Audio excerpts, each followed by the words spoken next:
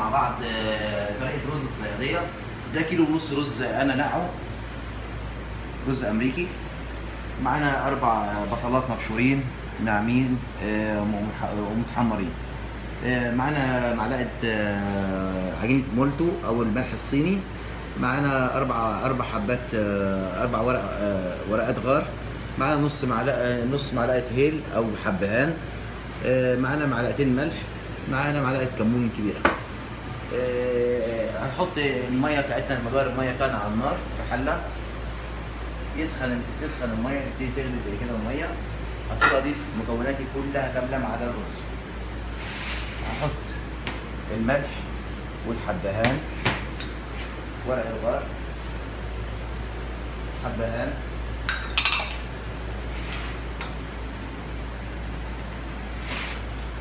والبصل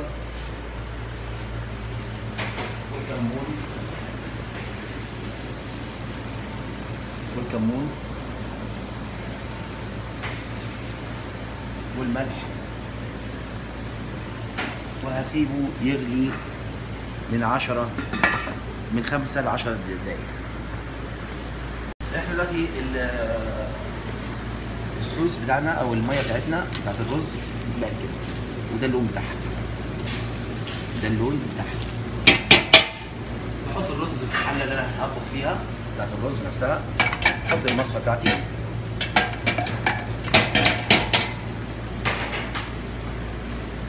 احط المصفى وباخد الميه بزود بيها.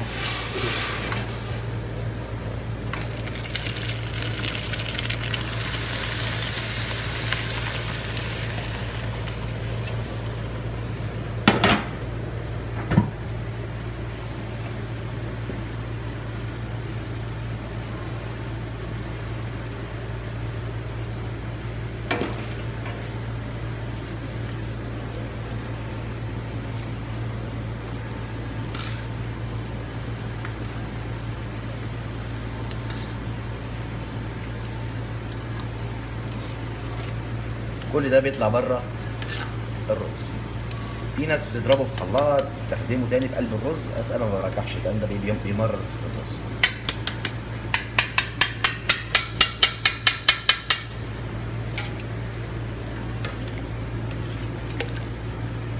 الرز لما يكون منقوع ما بياخدش سوا. اهم حاجه في الرز النار العاليه في الاول، وبعد كده برجع اخفض النار نهائيا، اخلي النار يعني يا دوبك شعلة خفيفة. بغطي الرز أول 10 دقايق بيكون النار عالية، بعد كده بوطي عليه، وكده هنستنى ونشوف بعد 10 دقايق نشوف الرز شكله هيبقى عامل ازاي بدون أي زيت بدون أي شيء. وكده الرز معانا خلص، وحباية الرز الحباية وحبيتها، وكده الرز انتهى معانا. وهنشوف بعد كده هنكمل نعمل السمك. وكده الرز معانا انتهى، نطفي بقى عليه، خلاص كده انتهى خلاص. وكده حبيت الرز بحبتها وبدون اي زيت. ودلوقتي نبتدي نعمل السمك المقلي بالتتبيله.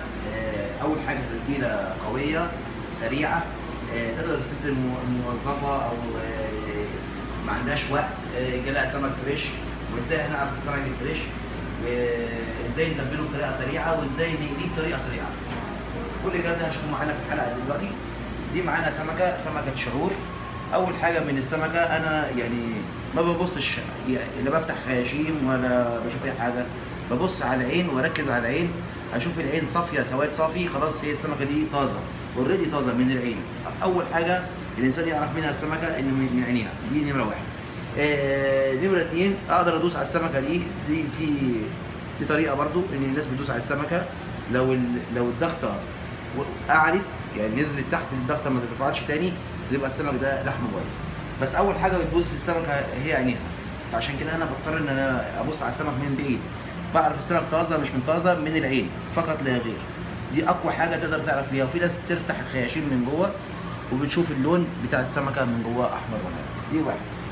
مكوناتنا حبايه سمك، حبايتين برتقال، معلقه كمون، معلقه كزبره، معلقه ملح عادي، دقيق او طحين، معلقه كاستر، وبوله فاضيه، ودي قشاره اللي بقدر اقشر بيها السمك من بره، وممكن استغنى عنها لو ست البيت ما عندهاش. اقدر اشتغل بالشوكه، بشوكه عاديه، وهوريكم ازاي هشتغل بدي ازاي. هشتغل بدي ازاي؟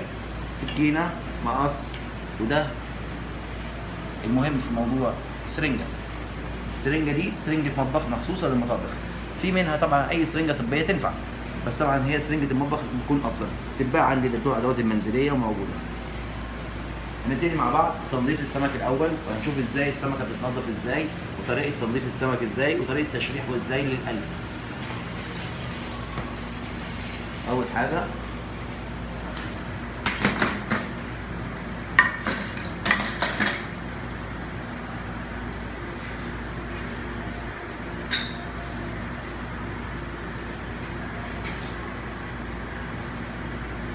انا ما استخدمتش هنا نهائي ليمون، وهتشوفوا الفرق لو جربتوه، هتعرفوا الفرق ايه بين الليمون وبين البرتقال.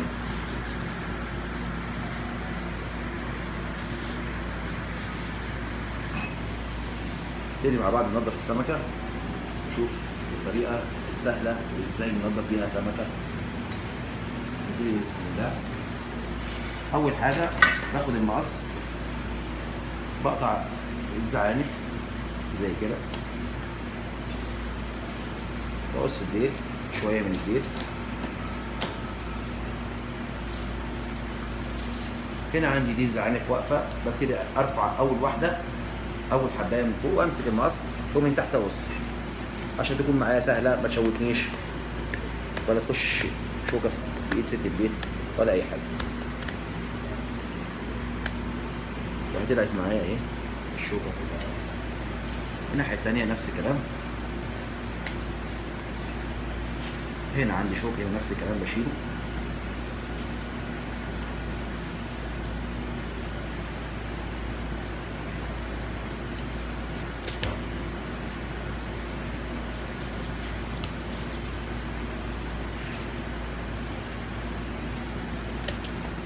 كده شلت الشوك اللي منها، فاضل عندي هنا عند الديل نفس الكلام، برفع من تحت شويه، بخش بالمقص واقص.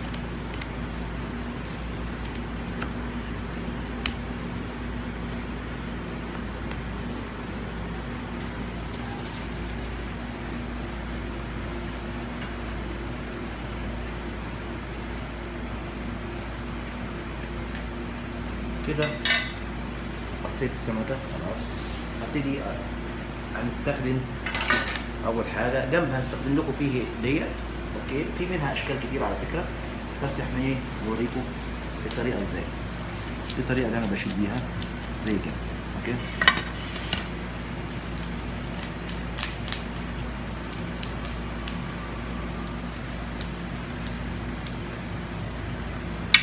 ده الجنب، هنشوف الجنب التاني بالشوكه. الشوكه بمسك الشوكه كده وبعمل كده،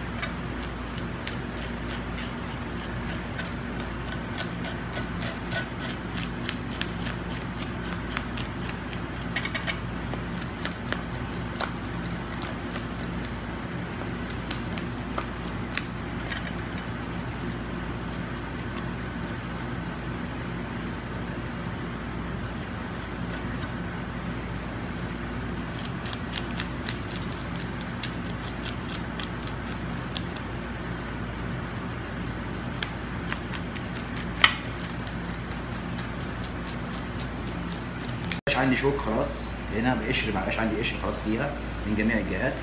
ببتدي امسك من هنا الجزء ده، هنا في اللي هو الفتحه بتاعت السمك من هنا، بدخل منها المقص او السكينه واقص.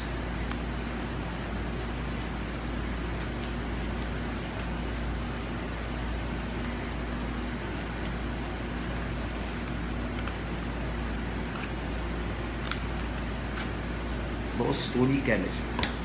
في نقطة مهمة جدا لازم كلنا مع بعض نشوفها، ودي أهم حاجة في أي سمك،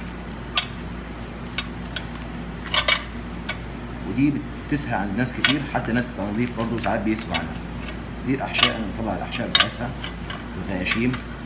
بعد ما طلعت الغياشيم من الراس بقت معايا السمكة أهي مفتوحة، ودي أهم جزء اللي أنا بتكلم عليه، ده لازم يتفتح. الجزء ده لازم يتفتح، اللي هو بين المعدة ده، الجدار بتاع المعدة أفتحه. بعد ما هفتحه من هنا هلاقي الشوكة، وهلاقي الجزء اللي هو اللي عامل زي القفص الصدري ده. الجزء ده لازم يتنضف كويس جدا وميبقاش فيه دم اسود، لان الدم ده هو الزفاره كلها بتاعت السمك. هننضف ونغسل السمكه ونرجع تاني مع بعض. كده السمكه نطفت معانا واتشطفت من جوه، ودي نضف المكان اللي اتكلمنا فيه. هنيجي لحاجه اسمها تشريح السمك. التشريح بتاع السمك هو في كذا طريقه للتشريح، بس انا افضل طريقه بشوفها او افضل طريقه في تشريح السمك بالذات من هنا، من عند الراس هنا، من عند نهايه الراس هنا لنهايه الديل هنا. دي افضل تشريحه للسمك، ودي الحتت اللي فيها اقوى كميه لحم. دي تشريح السمك. بعمل كده واجي الناحيه الثانيه نفس القصه عكس كده. لو السمكه معايا حجمها كبير اقدر اعمل واحده كمان كده، 2 3 4 حسب حجم السمك. اول حاجه السمكه بتطلع محمصه من بره، من جوه طريه. بقدر اتبل اللحم بسهوله. هوريكم ازاي تتبيله اللحم بتاع السمك. طريقه بسيطه جدا وسهله جدا وما فيهاش اي تكلفه حد. معانا هنا مع بعض هنكون مع بعض. دي معلقه الملح، دي معلقه الكزبره، ومعلقه الكمون مع بعض في بوله واحده. ودي معلقه الكاستر هنحطها فوق الدقيق هنا، هتتخلط مع بعض مع الدقيق اللي احنا اللي هنعمله فوق ليه بقى حطينا معلقه الكاستر هنا؟ هنقول مع بعض ايه اسباب الكاستر هنا. اول حاجه الكاستر هيديني فيه ماده زي ماده النشا بالظبط، مقابل لماده النشا. 2 في اللون، هيديني اللون بتاع السمكه، هيغير لي في لون السمكه وهيغير لي في طعم السمكه نهائيا. ده الدقيق هنشوفه مع بعض واحده واحده. هنيجي اللي احنا عملناه دوت، هنقطع حبيتين البرتقال معانا بالطريقه ديت، وهنعصر حبيتين البرتقال على مكوناتنا هنا.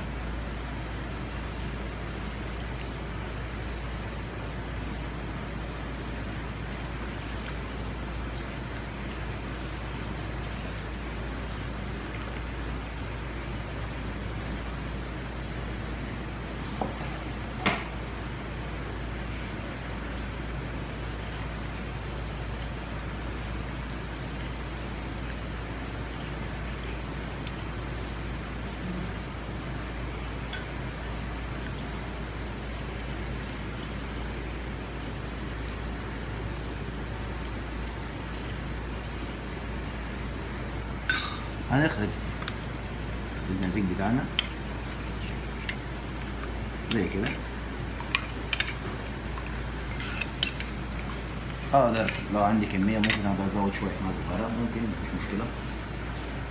وهنجيب السرنجه بتاعتنا وهنعبيها بالسائل اللي احنا عملناه. هنمسك السرنجه اهي، هنيجي هنا في التشريح اللي احنا شرحناه هنحط السرنجه في قلب وهنحقن. ده تتبيل بطريقه سريعه جدا وهيطلع احسن من النقعه وبدون اي تكلفه. كده اللحم من جوه وعكسه.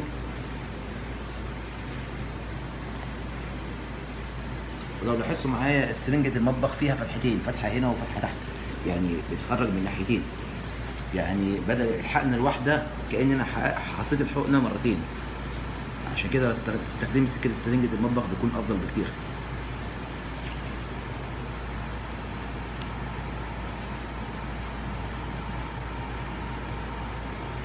وكده تبلت السمك. مش محتاجه اي حاجه تاني مني. السمكه خلاص كده، دي التتبيله بتاعت السمكه. هنجيب معانا الصحن بقى،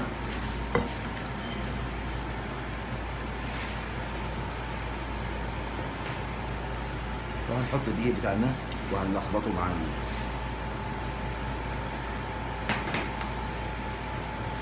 هيتلخبط علشان معلقه الكاستر اللي جوه بندمجها معاه.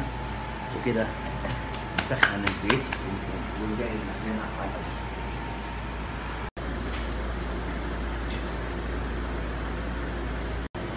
هنحط الاثناء ديت الزيت على النار، الزيت يكون عميق. اول حاجه انا حبيت ان اعمل اقلي السمكه زي اللي كان اقليها في البيت. انا عندي مكنه بتاعت قلي هنا فاتوره مش هستخدمها، حبيت استخدم كاني في البيت بالظبط. بجيب زيت يكون عميق علشان السمك ما بيتقلبش، الصح بتاع السمك انه ما يتقلبش. ومصفى طبعا عشان اصفي بيها السمكه. بعد ما حطينا السمكه زي ما احنا شفنا التتبيله بتاعتها، السمكه معانا اهي، وهي في الدقيق اهي، شمال ويمين في الدقيق.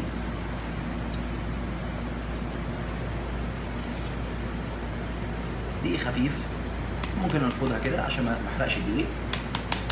الله يحيي السمكه معانا. هننزل الطاسه، بنزل الاول الغاز طبعا.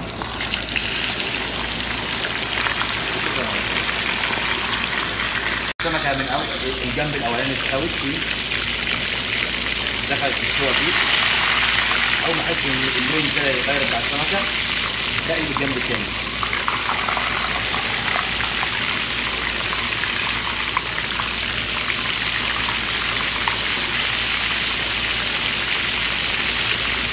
قلبتين السمك بيستخدموا قلبتين، القلبه الاولى وبس على كده، ونحطها جنب وتجيبها الجنب التاني خلاص على كده.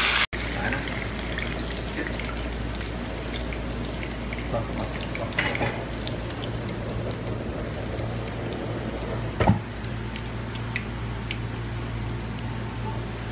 هنيجي نحطها في طبق الديكور اللي هنجرش فيه او اللي نقدمه عليها.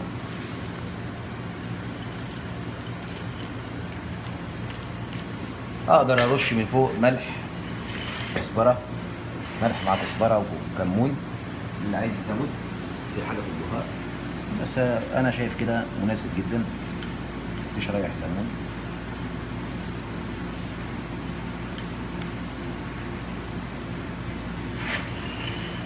وهنشوف اللي احنا عملناه كله مع بعض دلوقتي. ايوه ده الرز اللي احنا عملناه النهارده، والسمك، وسلطه الحمر، ودي سلطه خضراء عاديه، وطحينه. ده